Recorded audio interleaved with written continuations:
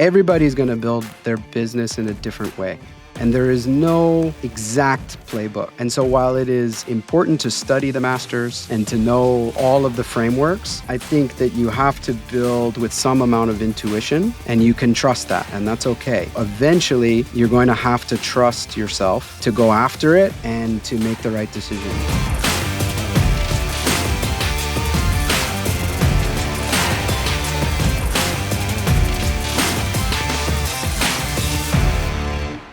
Alrighty, hello everyone, and welcome to the Deal Maker Show. So today we have a really awesome founder, joining us. A founder that has done the full cycle, and quite successfully. And today, we're also going to be talking about what his latest chapter is. His latest company. We're going to be talking about the building, the scaling, the financing, the exiting. Also thinking about AI, how it's going to change work, how work works, also how the adoption goes with enterprise as well. So brace yourself for a very inspiring conversation. And without further ado, let's welcome our guest today, Adam Schwartz. Welcome to the show. Thank you so much. It's great to be here. I'm excited to speak with you. So originally born right outside of Boston, give us a walk through memory lane. How was life growing up for you? Yeah, my family is all native New Yorkers, but I grew up outside of Boston because there's this famous loop called the 128 Loop in Boston, where all the sort of biotech and high tech companies have their headquarters. And my dad was a part of the sort of earliest wave of semiconductors in the 70s and 80s, and so that's how he ended up there, and that's sort of how I grew up with kind of the all of this technology in my backyard. So obviously you eventually went to Florida, and then from there you came to New York City. How did you started to get your feet wet into the whole venture world? Because back then the whole ecosystem of startups in New York was not that existent. Yeah, so this is around 2008, and my older brother was here already, a couple years older than me in New York, and uh, he was working for a startup that actually had, I think, probably the first co-working space in New York, I would guess. That it was called, basically the analogy to what it was called AngelSoft. It's kind of like what AngelList is now. And there was an organization at that time called the New York Tech Meetup, which was, if you know meetup.com, it was the founder of meetup.com created the New York Tech Meetup as the first meetup on meetup.com. And the New York Tech Meetup was essentially, you could fit the whole of the New York tech ecosystem in one room, a couple hundred people. And so I'm 23.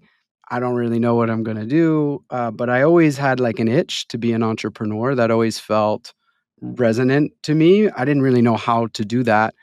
And I went into this room, and everybody was building something on the internet. And it was infectious and really inspiring. And I knew, like, I had found my community and found my people. And I was really, I think, lucky to be there at that time because the community was so small. You could talk to anyone, everyone would help you. And there was a lot of people who were in that room that now today have built multi-billion-dollar companies and some of the most successful venture funds that you know of. But it started, with that nucleus, and so there was a lot of really, really cooperative and collaborative energy at that time that I sort of got swept up in. Now, that was back in 2009, which is when you also built your first company, Lesouk. I know that, as they say, you either succeed or you learn. There was a lot of learning with Lesouk. So tell us what happened there with Lesouk and what were some of those lessons that you had to take with you? Yeah, I mean, I started when we started that company, I think I was 24, and so I think I got over those 2 or 3 years like a complete lesson, in all of the ways that you can go wrong. I think, so to table set, we were a marketplace, an e-commerce marketplace where fashion brands and designers could source sustainable textiles from suppliers. And so we were trying to connect these two, we were trying to connect a supply side to a buy side. Um, the but the supply side, which was textiles, which funnily enough, my was my family's business going back. My grandfather um, was in textiles in New York in the 40s, walking down the same street that my office was then on, selling textiles, and we were building this company out of an old textile mill that had now been converted to a loft. But this had all just happened sort of organically, um, and what we essentially found there was that the supply side just really wasn't ready to change the way that they work to conform to this like digital marketplace of doing business. It's a very, at least then, and I suspect even still, a very relationship driven business. Um, and so I think we didn't validate enough. The demand was real that we were solving. There was real demand and there was a real problem. There was pain in the product that we were building. Um, but the stakeholders were not really willing to change, you know, and or at least we weren't able to get them to. Uh, we also had misalignment among the co-founder group about what to do about that and about how to iterate and pivot the business as a result of the feedback that we were getting from the market. Um, I had my first experience product managing and running an engineering team and trying to triage and roadmap and um, you know leverage resources to build product that would that would have a real impact. I did 100% of our sales motion, on the both the supply side and the buy side, and got lessons in go to market, and fundraising. We had raised like a seed, and then we're trying to fundraise again without a lot of traction, and so on all of those sort of pillars of early stage business, we essentially missed, and I got just like a rapid education in how difficult it is to find product market fit and how to spin something up, in those kind of very nascent and precious first 2 years, and how to de-risk that. So it was extremely informative. No kidding. Obviously, it sounds like one door closes and another one opens. And in this case, one opened with a bang because you were able to cross roads with another entrepreneur called Josh Abramson, who also has been on the show and who maybe some people recognize here as the one that was the founder behind Vimeo. So how did you guys connect it? We were introduced. I was leaving, and we were introduced looking for my next thing.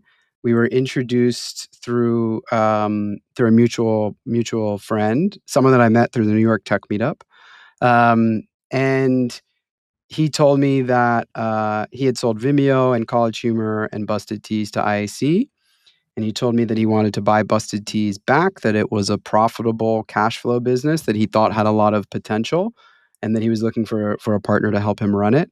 And I was, and he and I really clicked and connected over the idea of having an internet-based business that could be cash flow generative and profitable. That was, you have to remember at that time, this is 2011. Even the good tech companies, many of them didn't even have revenue. This was like pre-revenue days of the internet, no less profit. And so it was a really foreign concept to actually be profitable. Um, and we were both really energized by like the potential of that. And sort of what we saw in the business, in the more traditional sort of private equity sense of like, well, this thing hasn't really been run very well. So anyway, he was able to get that, kind of finagle that business out of IAC, and we went about it. Um, and because we were running it as a cash flow business, um, over the next couple of years was really an exercise in fine tuning the details of the business. Um, and that was also extremely educational because there was no margin for error because we were profitable. We had a very small team. It's like 10 people. And I personally was sort of tuning and optimizing every detail of the customer acquisition life cycle, of the web product, of the supply chain. to squeeze out profitability and to grow it. And so it went well. We doubled the business. We were making money, but it was clear to us that it wasn't a scalable model, particularly as by this time it's 2013, and what was in vogue at that time was Living Social and Groupon and Gilt and all of these group buying sites. And what had happened was they had come in and attacked the digital advertising space with unprofitable ads where they would spend 80 cents on the dollar, to acquire a customer. And here we are trying to do it profitably. And we said, there's no way that we can compete in this marketplace and scale. And more deeply in thinking about what Busted Tees was, which was essentially just a D2C retail brand.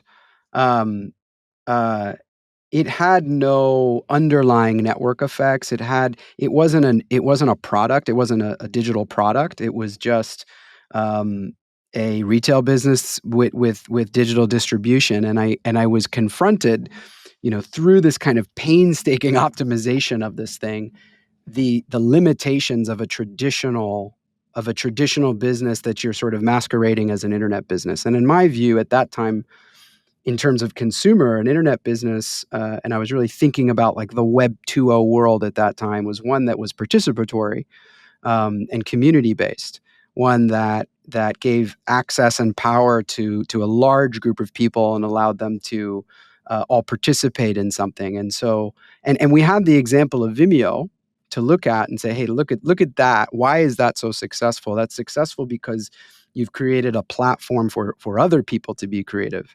Whereas Busted Tees was essentially our own platform of creativity for ourselves. Like we were making everything.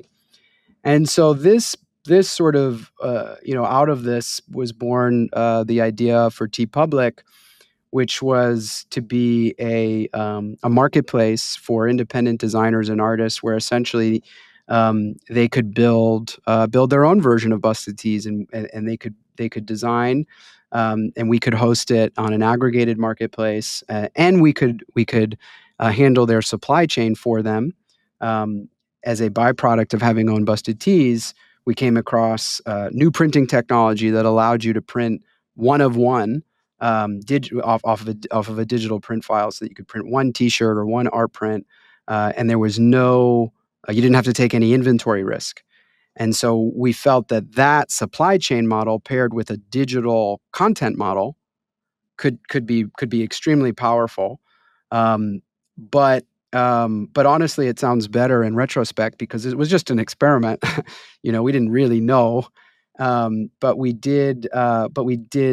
Take a little of our money and put this hypothesis together and got a small community of designers on the platform. Um, and the rest is sort of history. I mean, it grew every month thereafter, probably for 10 years. And we grew it, and again, as part of our thesis, we grew it profitably. We never raised venture or debt in the business. We were profitable every quarter for the entire life of the business. And the business was really designed to be a profitable business in the sense that you had a digital product, and you had uh, a supply chain that required zero cash. So we had no cash in inventory. It was a perfect retail business, essentially. Um, and um, and we were able to aggregate, an incredible amount of content. Eventually, probably by the time we sold it, maybe probably 100 times more SKUs than Walmart has of So, content on the platform. what would you say was your biggest lesson around scale? I think yeah, two things come to mind. So the first was we figured out early in the business what our North Star was, which was that we found that, you know, through the data, it's sort of like a known that marketplaces tend to be supply side driven. Um, but we were able to find in the data the correlation between the supply side of our business, which essentially was designers uploading new designs like content, and the relationship between that activity and the demand side, which came through organic traffic, SEO, and paid search, and all of this. And so once we understood if you increase supply, demand in this particular model is on a real flywheel and it will follow, then we were able to forecast into the future, like how much supply do we need to aggregate in order to achieve what sort of level of demand at this correlation. And then we became convicted and deployed, for the next 3 years, I would say nearly 100% of our resources into growing the supply side of the marketplace, nearly ignoring the demand side of the marketplace, because we just were completely convicted that we needed to take care of the artist side, and that if we did that, that the customers would follow, and we were rewarded with that, for having that conviction, because that was sort of how the model really worked. And so we were voracious about very very deliberately aggregating supply, whereas our competitors, I think we're more focused on the demand side and on the customer side, which is natural. And that was also to our benefit, because we were the most supply side driven of the sort of competitive set that we were competing with. Now, in this case, what was it like going through the acquisition? Because Yeah. I'm sure that was quite nerve wracking going through that, as a first time. Yeah. Well, I mean, the first thing that I think was what's great about being a non-venture backed company and a profitable company at that was that Josh and I didn't feel pressure to sell the business. There was no gun to our head. We were having a good time, and the business was in a good position. And so the acquisition was opportunistic. We weren't looking for it. It came looking for us. Um, and we only did it when we became convinced that this would be a really healthy outcome, for us and for the future of the business. And so, as the actual reality of that neared, it does become very sort of nerve-wracking and stressful, because you sort of feel like your whole life is like, in 6 weeks of diligence and uncertainty. But I think we probably had a better experience maybe than some, as I said, because if it didn't work, we had a good cash flow business. We were okay. um, and then after, there was a huge adjustment period where we had to Josh left, um, and I stayed with the business ultimately for another 3 years. Um, and we had to, learn how to operate within a public company ecosystem that was in a foreign market, which was Australia. Work with a public board. I had no board before that. I had no investors. Now I have public company investors and a public board of governance. So it's a complete 180, I would say. Um, and yeah, and so, but it was it started off, I mean, as a really good experience, and what helped, I think, was the business grew a lot in that time period. So it was an extremely, the acquisition was a big success.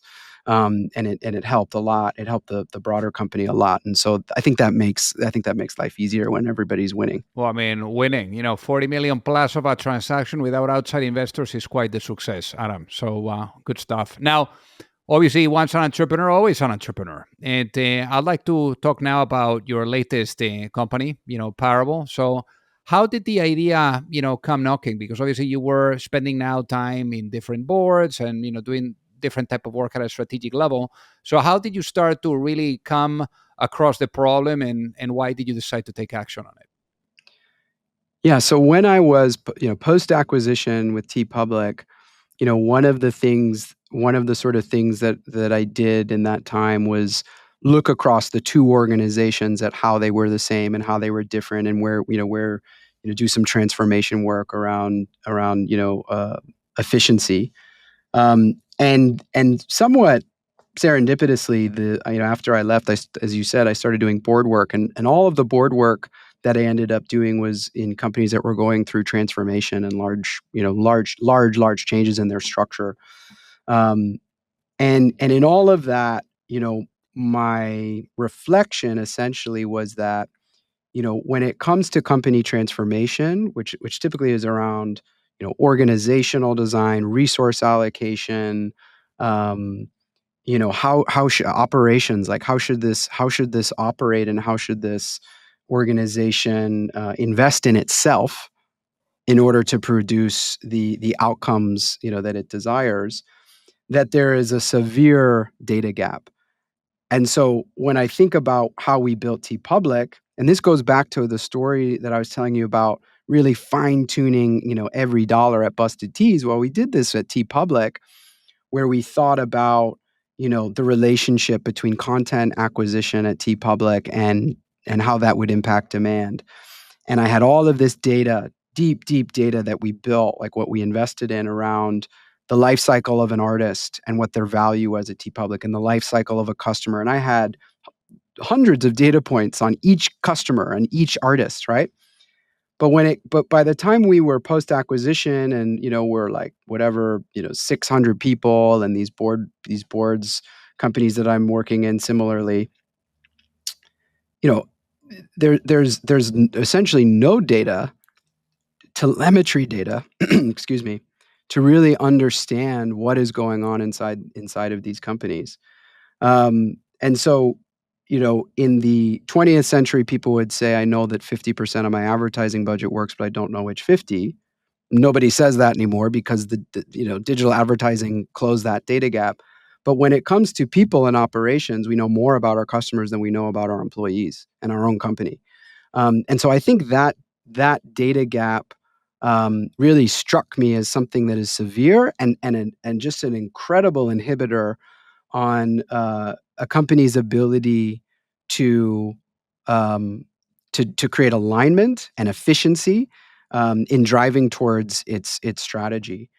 And so when I first started to play with large language models, um, my co-founders and I really started thinking about where unstructured data, fragmented, unstructured, messy data, which is all of operational data inside of a company, essentially, which happens, operations of a company happens across hundreds of software tools, and it's all unstructured, and most of it happens in language form.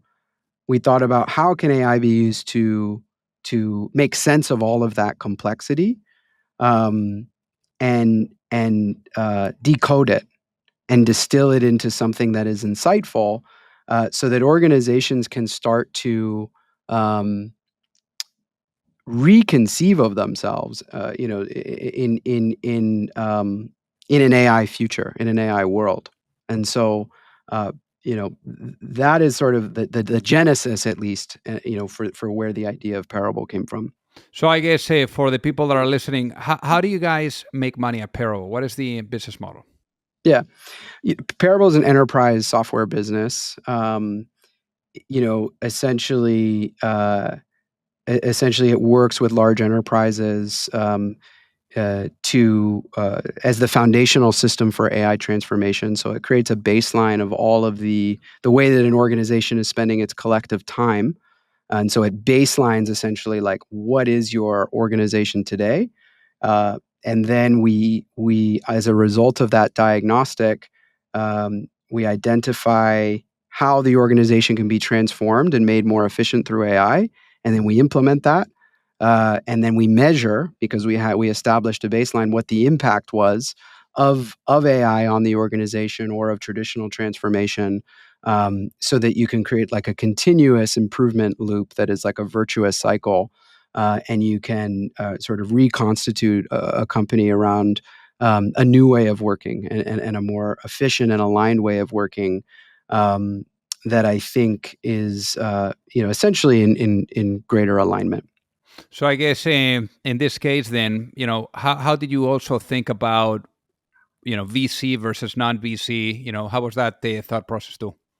Yeah, well, as I said, obviously, TeePublic, we had a very strong thesis about not using venture, and I think I still would give that same advice to somebody who's going into retail. That I think retail businesses are poor candidates for venture, and I think that's more or less been proven out over all the retail venture deals that were done 10 years ago. This is an enterprise AI, kind of cutting edge technology business, and so I think it's a perfect business for venture. And so I don't think venture is good or bad. I think it's just a tool that is or is not applicable to certain kinds of business models. This is a business model, what we're doing, that I think is ideal for venture, because we believe that um, the market size essentially is, 500 billion to $1 trillion that we're going after. We need to invest in and employ, and are doing so, some of the best AI engineers in the country.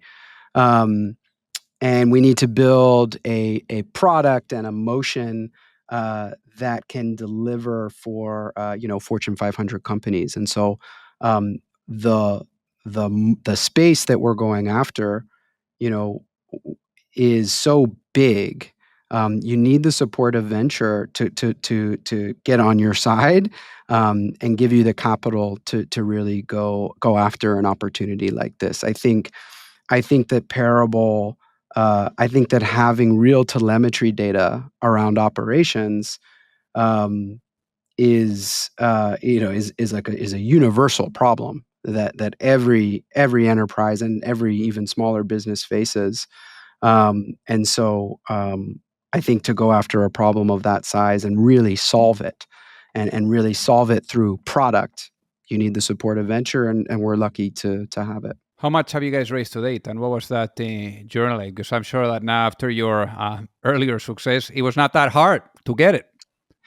We raised, yeah, we raised just earlier. I guess we raised in mid 2024, so not that long ago.